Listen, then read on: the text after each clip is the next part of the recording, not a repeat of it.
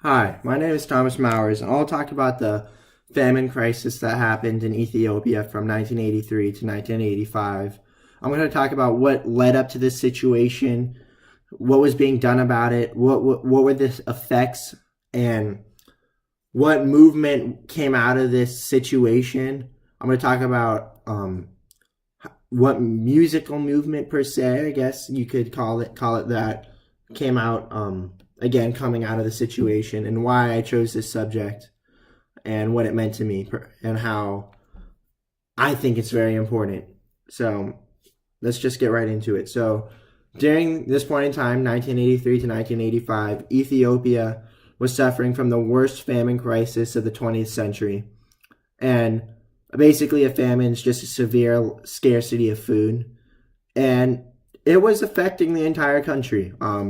It was caused by the serious lack of rainfall, leading to a major droughts, difficulty in harvesting food. Obviously, there's no rain, and just other issues. Just trying to help the country out because of the politicians and so like little disputes about how to help these people getting food into the country because they were constantly relocating people all around the country itself. But by 1985, over 1 million people had died due to malnutrition and diseases like malaria because they're just, again, not eating. They're living in awful living conditions, and it's just a really sad thing to think about.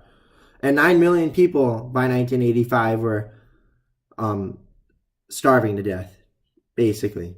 So just some numbers for you to think about how serious it was. There were organizations helping out like World Visions, but it wasn't really brought into national headlines until a reporter named as Michael Burek, he's a reporter for BBC, brought stories and images from a feeding site to home television sets all around the world. And it just showed how serious the situation was. It showed how many families were dying. It showed how skinny these people were, and I mean skinny, like skin and bone skinny. It was not. It's hard to look at these pictures, and basically these images really affected these two artists known as Michael Jackson and Lionel Richie, and they decided they were gonna help out Africa, help out Ethiopia, and they created this project known as USA for Africa. And on March 7th, 1985, they recorded this song called We Are the World. And they recorded this song right after the American Music Awards because there were 46 other artists, and this was the only way they were going to get all these artists together in one recording studio. It's the only time they were going to be in the same place at the same time. So, and I just thought it was interesting. It kind of showed how much it meant to all the other musicians as well. Because they could have done whatever they wanted after the awards, but as soon as the awards were over, as soon as they could leave, they left and they recorded the song. And the song ultimately recorded $60 million, and it was donated to Ethiopia. I'm going to play the song for you right now, just so you can get an idea of what it sounds like. There's We Are the World part right here. This is Michael Jackson.